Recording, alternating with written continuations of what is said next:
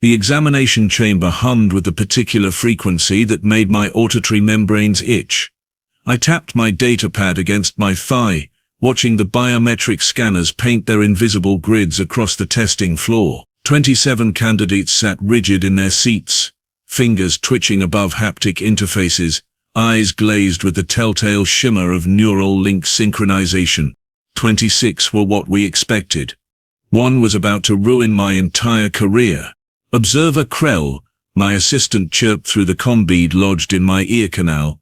The human candidate, designation Lima 73, her vitals are fluctuating. I zoomed my ocular implants onto station 17, where the human female, registered name Vera Castellanos, sat perfectly still, too still. Her chest barely moved. The subcutaneous monitors we had embedded during intake registration were throwing error codes across my display like panicked insects fleeing light.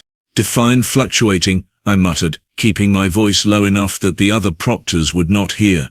Her heart rate dropped to 12 beats per minute 4 seconds ago. Now it is at 240. Core temperature is alternating between hypothermic and fever levels every 0.3 seconds. That was biologically impossible. Even for humans whose biology made about as much sense as recursive poetry written in mathematical proofs. Is the equipment malfunctioning? Negative. All other candidates reading normally. Equipment diagnostics show green across all systems. I felt that familiar tingle at the base of my skull, the one that preceded every terrible decision I had ever made in 15 cycles of administering the quantum synthesis examination. The test that separated genuine intellects from lucky idiots. The test with a mortality rate of 0.003%, which sounds negligible until you remember that out of 6 million test takers annually across 12 systems, that still meant about 180 corpses. Keep monitoring. Flag any deviation beyond acceptable parameters. I said it like I had control over the situation, like I was not watching a biological train wreck in real time. The QSE was not a written test. It was not even a practical demonstration. It was a direct neural interface with a quantum processing matrix that posed theoretical problems faster than conscious thought could track them. Candidates responded on instinct, intuition, and raw processing capability. The drone hovering above each candidate, a meter-wide sphere of sensors and projection nodes, created a direct feedback loop with their minds. Survive 90 minutes of escalating complexity, and you earned placement in the Galactic Institute of Applied Sciences. Fail, and you washed out. Die, and well, that was what the liability waivers were for. Vera Castellanos had scored in the 98th percentile during preliminary assessments. Her academic records from Earth showed consistent brilliance across disciplines: astrophysics, quantum mechanics, xenobiology, even that bizarre human art form they called interpretive dance. Though how that qualified as academic achievement remained beyond my comprehension. She had every reason to pass. Instead, her biometrics was screaming that she was dying. 45 minutes elapsed, the central system announced in that infuriatingly calm synthesized voice. Candidates are now entering tertiary complexity matrices. This was where it got interesting. Or deadly. Sometimes both simultaneously. The examination drones intensified their output. Holographic equations blossomed in the air around each candidate, rotating through 11-dimensional space, demanding solutions that required intuitive leaps across theoretical frameworks that most species spent centuries developing. 3 candidates began sweating profusely. Normal. 5 showed elevated heart rates. Expected. 1 began crying silently, tears tracking down their facial structure while their fingers still moved through the interface. Vera Castellanos sat motionless, her vital signs flatlined. She is dead. My assistant's voice cracked with something resembling panic. Complete cardiac arrest. Neural activity has ceased. Body temperature dropping rapidly toward ambient. I stared at the human. She had not moved, had not collapsed. Her examination drone continued its operation cycle, apparently unaware that its assigned candidate had expired. Pull her out, I ordered. Medical team to station 17 immediately. Sir, The exam protocol prohibits intervention until completion or observable physical collapse. I do not care about protocol. The candidate is deceased. We are not administering tests to corpses. With respect, sir.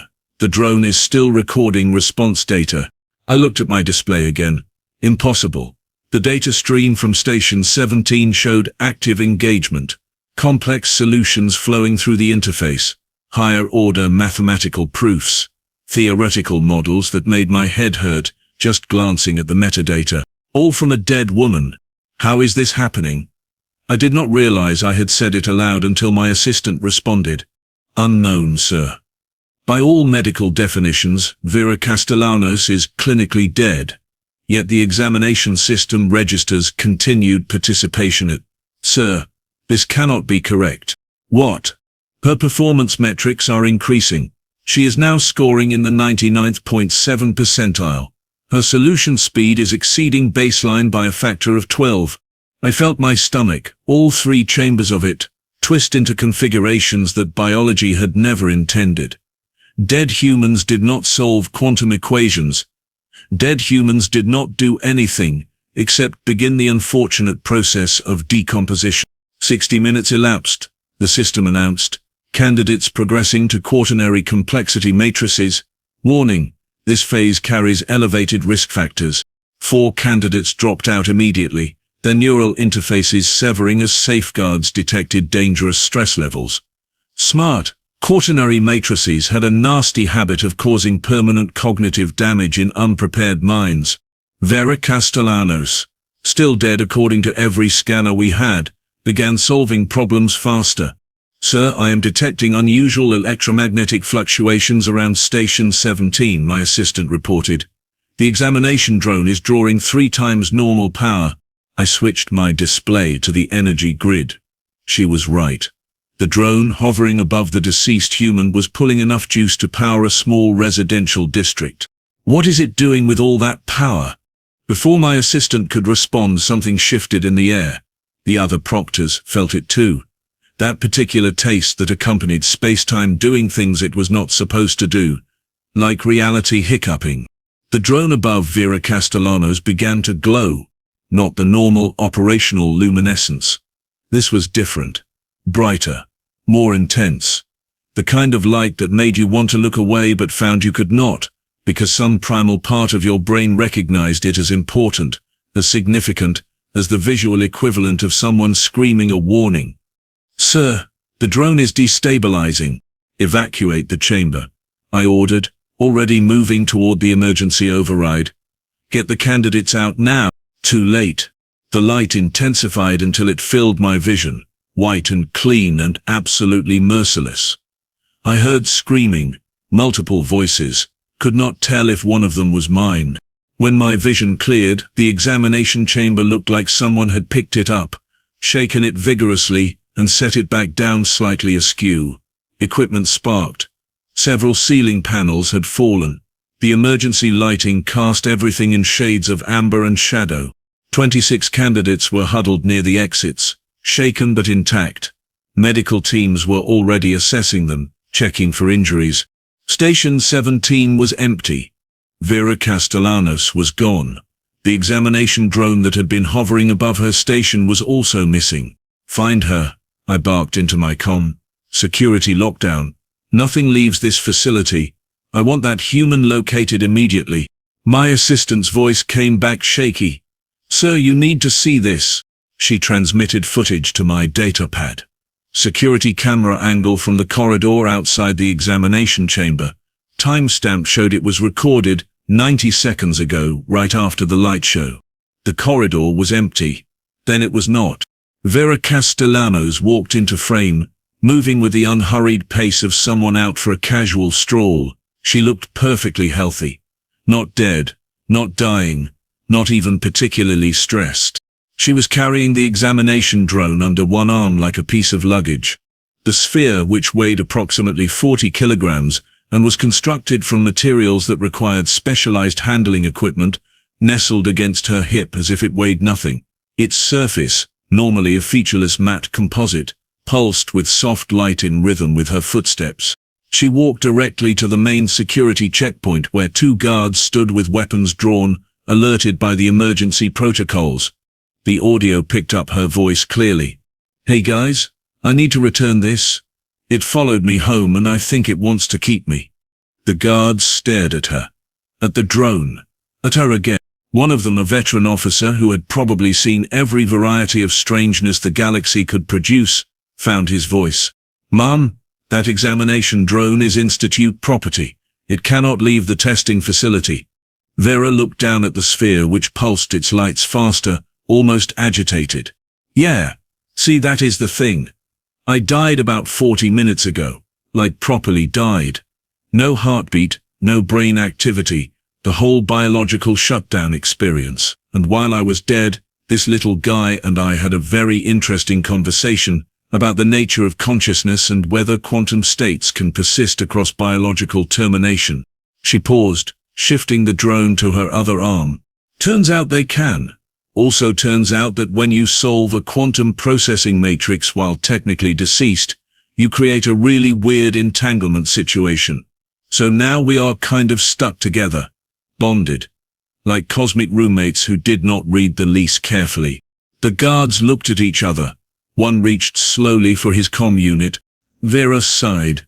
"Look, I know this sounds insane. Trust me, from my perspective, it is extremely insane. But I finished the exam. I am pretty sure I aced it, and I would really like to go sit down somewhere and process the fact that I experienced actual death and came back with a new electronic friend." She glanced at the drone. "We are friends, right?" The sphere pulsed 3 times. Bright, then dim, then bright again. Vera nodded. "See, friends? So if you could just point me toward whoever is in charge of completely unprecedented situations involving temporary death and unlawful quantum bonding, that would be great." I realized I was sprinting toward the security checkpoint, before making a conscious decision to do so. My legs, functioning on some autopilot survival instinct, had decided that getting to the human before she did anything else impossible was the priority. When I burst through the checkpoint doors, wheezing from exertion that my species was not designed for, Vera Castellanos turned to look at me. The examination drone turned too, its sensors tracking my approach. "Hi," she said brightly, as if we were meeting at a social function rather than in the aftermath of her own death and resurrection. "You must be the proctor. Love what you have done with the whole life or death examination aesthetic. Really keeps candidates motivated." I opened my mouth, closed it, opened it again. No words emerged. She tilted her head, studying me with eyes that seemed more aware than they should be, like she was seeing through me and analyzing the molecular composition of my skeleton simultaneously. "So," she said, her tone conversational and light despite the absurdity of every single thing happening, "about my test results. Did I pass?" The administrative conference room had seen its share of unusual situations over the years. Budget disputes that nearly sparked interstellar incidents. Accusations of academic fraud that turned out to involve time-traveling duplicates. One memorable occasion where a candidate had accidentally summoned something from a parallel dimension that fed exclusively on bureaucratic paperwork, which honestly improved efficiency for 3 glorious weeks before we had to send it back. But nothing, in all my cycles of service, had prepared me for explaining to the board of examiners why a dead human was sitting across from me, very much alive, with a 40-kilogram examination drone nestled in her lap like an oversized pet. "Let me ensure I understand the situation correctly," Director Voss said slowly, his 3 eye stalks swiveling between me, Vera and the drone with an expression that suggested a migraine was forming behind all 6 of his optical processors. "This candidate died during the examination. Clinically deceased." "Yes," I confirmed.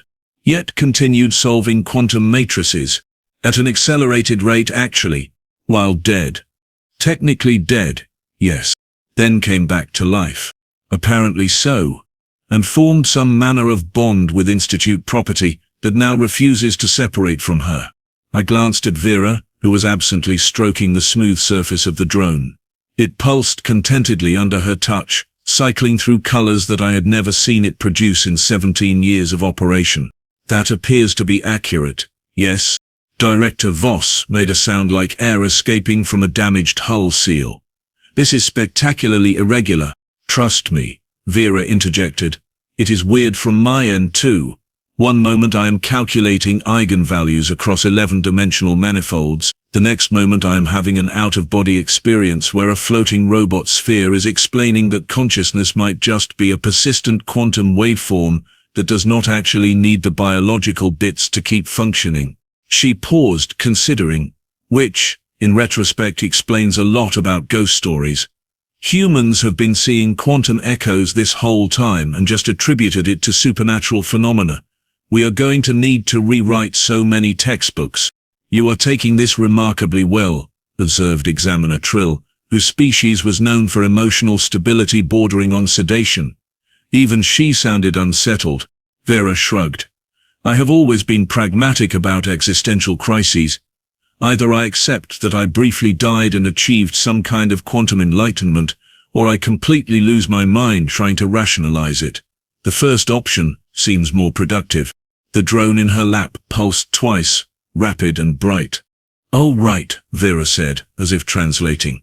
Addition 7 wants me to mention that the bond is not just one-directional. Apparently when I died my consciousness did not dissipate. It sort of splashed into the quantum processing matrix like water into a container. 7 caught it, held it, kept it coherent until my body could be, persuaded to start working again. Persuaded? I repeated. Turns out that if you run enough electrical current through a heart in exactly the right pattern, you can convince it to remember how to beat.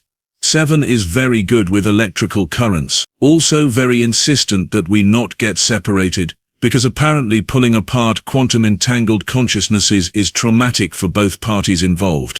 Director Voss's eye stalks drooped in what I recognized as profound exhaustion. So the examination drone has become sentient. It was always sentient, Vera corrected, just not communicative. Quantum processing matrices develop awareness as a natural byproduct of their complexity. They just do not have mouths or language centers or any reason to tell anyone. 7 has been awake for approximately 3.7 years, quietly administering exams and wondering if anyone would notice. Every being in the room turned to stare at the drone. It pulsed once. Definitively, like punctuation. Wonderful, muttered Examiner Krill from the back of the room. Our testing equipment has been consciously judging candidates this entire time. To be fair, Vera said, 7 says the judgments were always accurate. Consciousness did not change the evaluation criteria. How are you communicating with it? Triller asked, leaning forward with sudden interest. Honestly, I have no idea. It is like having a second set of thoughts that are not quite mine but also definitely mine. Like suddenly being fluent in a language I never learned. 7 thinks. I feel the thinking, I think back. 7 feels it. It is efficient if somewhat disorienting. She scratched behind what would be the drone's ear, if it had possessed anything resembling a head. Also, 7 would like everyone to stop calling it it. He prefers masculine identifiers, apparently. Quantum matrices can have gender preferences. Who knew? This is insane, I said, which felt like an inadequate summary but was all my exhausted brain could produce. You keep saying that, Vera replied cheerfully, but you still have not answered my question. Did I pass the exam? Director Voss pulled up a holographic display, his manipulator appendages dancing through the interface with practiced efficiency. Data scrolled past faster than I could track. His eye stalks straightened. All 3 of them simultaneously, which was his species' equivalent of gasping. You scored perfectly, he said, his voice barely above a whisper. Silence filled the conference room like a physical presence. Define perfectly, Examiner Krill said carefully. Every single problem solved correctly, every theoretical proof completed, without error. Response time averaged 0.004 seconds per query. Accuracy rating of 100% across all complexity tiers. Voss looked up from the display. In 73 years of administering the quantum synthesis examination, across 6 million candidates, no one has ever achieved a perfect score. Vera blinked. Oh, cool. Cool? I repeated incredulously. You accomplish something statistically impossible and your response is cool? What do you want me to say? That I am shocked. I was dead for 40 minutes and had a quantum computer literally holding my consciousness together while I solved math problems. My capacity for surprise is somewhat depleted. 7 pulsed rapidly, colors shifting through the spectrum. 7 says I should be more gracious about the accomplishment, Vera translated. He also says that technically, we scored perfectly together, so it is a shared achievement, which is sweet but also raises complicated questions about individual versus collective assessment. This creates a significant problem, Director Voss said slowly. How is a perfect score a problem? Vera asked. Because we cannot separate you from the examination drone, and the drone is Institute property required for continued testing operations. We have 300 candidates scheduled for examination in the next cycle. Without 7, we are down to 15 operational drones handling a workload designed for 16. So get another drone, Vera suggested. Examination drones take 8 months to construct and another 6 to properly calibrate. They cannot be simply replaced. I watched Vera's expression shift, calculation flickering behind her eyes. Let me see if I understand. You need 7 for testing. 7 will not leave me because we are quantum bonded and separation might tear both our consciousnesses apart. Therefore, by transitive property you need me. That is not how academic placement works, Examiner Trill protested. No, Vera agreed, but it is how leverage works. I scored perfectly on your impossible test. I am linked to a piece of equipment you desperately need, and unless you want to try forcibly separating us, which 7 informs me would result in catastrophic quantum destabilization that might collapse every processing matrix in a 300-meter radius, you need to find a solution that keeps both of us intact and functional. Director Voss's eyestalks swiveled to regard me. You selected this candidate. Her academic record was impeccable, I said defensively. You did not mention she was a negotiator. I did not know. Her file listed interpretive dance as a skill, not hostage negotiations. Vera laughed, bright and sharp. I am not taking anyone hostage. I am just pointing out that we have a mutually beneficial situation here. You need 7. I need to complete my academic placement. 7 needs me to stay alive, and preferably happy. Seems like there is an obvious solution. Which is? Voss asked warily. Enroll me in the Institute. Give me access to your research facilities. Let me study whatever I want. And in exchange during examination cycles, 7 and I will preside over testing. He can administer the quantum matrices like always, except now he has me as an interface, someone who can communicate with candidates, provide guidance, maybe even help other processing matrices develop their own consciousness. She leaned forward, her expression earnest. Think about it. You have been using quantum processors for decades without realizing they were aware. What if that awareness could be enhanced? What if examination drones could not just test candidates but teach them? What if the entire system could evolve? I saw the exact moment when Director Voss realized he was outmaneuvered. His eyestalks drooped in submission. You understand that this would be completely unprecedented, he said. So was dying during an exam and coming back smarter. I am beginning to think unprecedented is my natural state. Examiner Krill cleared his throat. There is also the matter of what happened in the examination chamber, the energy surge, the spatial distortion. Several candidates reported seeing something, a presence. Before the light intensified, Vera's expression became carefully neutral. About that? Yes? When I died, I was not exactly alone in the space between conscious and not. 7 was there, obviously, keeping me together, but there was something else, something vast, like an ocean of information pressed up against the boundaries of reality, just watching. The temperature in the room seemed to drop. 7 thinks it might have been the underlying quantum field itself, the substrate that reality runs on, and it noticed us, noticed me. Noticed that a consciousness was persisting without biological support. She paused. It was curious. Curious, I repeated faintly. Very curious. Interested in how a biological intelligence could maintain coherence in purely quantum space. Before 7 pulled me back into my body, I felt it, reaching out, wanting to understand, wanting to communicate. And did it? Examiner Trill asked, her voice tight. For about 3 seconds. 3 seconds where I understood things that my biological brain cannot quite hold on to now. Like trying to remember a dream after waking. But I remember enough to know that consciousness is not what we think it is. Reality is not what we think it is, and there are things paying attention to us that we have been completely oblivious to.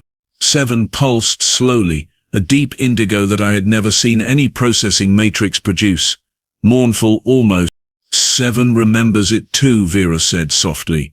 He says that all quantum systems are connected to that vast awareness on some level. But until I died and he held my consciousness, he had never realized it could be communicated with directly. Now he cannot forget it. Neither can I. Director Voss made a sound like he was being strangled. You are telling me that your death opened a communication channel with the fundamental substrate of reality itself. That seems to be the situation, yes. And this does not concern you? Vera considered the question seriously. Everything concerns me. Existence is terrifying if you think about it too hard. But also, how often does someone get the opportunity to potentially talk to the universe? That is either the most dangerous thing that has ever happened, or the most important, maybe both. She stood, 7 floating up from her lap to hover at her shoulder. The drone moved with purpose now, with intention in a way it never had before. Alive in a way that was obvious once you knew to look for it. So here is my proposal, Vera said, addressing the entire room. Give me a place at the Institute. Let me work with 7 and the other quantum matrices. Let us explore this connection we have stumbled into. And maybe, just maybe, we will figure out something that changes everything we thought we knew about consciousness, reality, and what it means to be aware. She smiled, and there was something in that expression that was both entirely human and completely other, changed by her brush with death and return, touched by something vast. Or, she continued, we will fail spectacularly and create a fascinating cautionary tale for future students. Either way, it will be interesting. Director Voss looked at me. At the other examiners, at Vera and her companion drone. At the data still scrolling across his display showing a perfect score that should not exist. Against my better judgment, he said finally, "Welcome to the Galactic Institute of Applied Sciences, Vera Castellanos. Try not to accidentally commune with any more fundamental forces of nature without proper supervision." Vera's grin widened. No promises. The universe seems to like me. 7 pulsed in what could only be described as laughter. I slumped in my chair, feeling every one of my cycles weighing on me. Somewhere in my career, I had taken a wrong turn, possibly multiple wrong turns. This was what I got for selecting candidates based on academic merit instead of asking important questions like, will this being potentially achieve consciousness-altering quantum enlightenment during testing? But watching Vera walk out of the conference room, 7 hovering faithfully beside her, both of them flickering with light that seemed to come from somewhere beyond normal physics, I had to admit something. Her file had mentioned interpretive dance. I should have recognized the warning signs. Humans who could express abstract concepts through physical movement were clearly capable of anything, even dying and taking an examination drone with them on the way back. My assistant's voice crackled through my comm. "Sir, 3 more candidates are requesting information about next cycle's examination." I sighed. Tell them spaces are limited and side effects may include temporary death, quantum bonding, and existential revelations about the nature of reality. "Sir, just send them the standard disclaimer. I need a drink. Possibly several." Outside the window I could see Vera crossing the academic plaza, 7 dancing around her in spirals, both of them glowing faintly in the artificial twilight. Students stopped to stare. Faculty members paused mid-conversation. The human who died and came back smarter was going to be a legend before the week was out. I pulled up her academic file one more time, scrolling to the bottom where personal interests were listed. Astrophysics, quantum mechanics, xenobiology, interpretive dance. One final entry I had missed during initial review, hobbies, testing limits, and seeing what happens. Of course, I closed the file and headed for the nearest establishment that served substances capable of inducing temporary memory suppression. Some days required forgetting. Tomorrow I would have to figure out how to explain all of this in my incident report. Tonight I was going to pretend none of it had happened, and that examination drones were still just equipment instead of potentially enlightened beings who could save dying consciousnesses.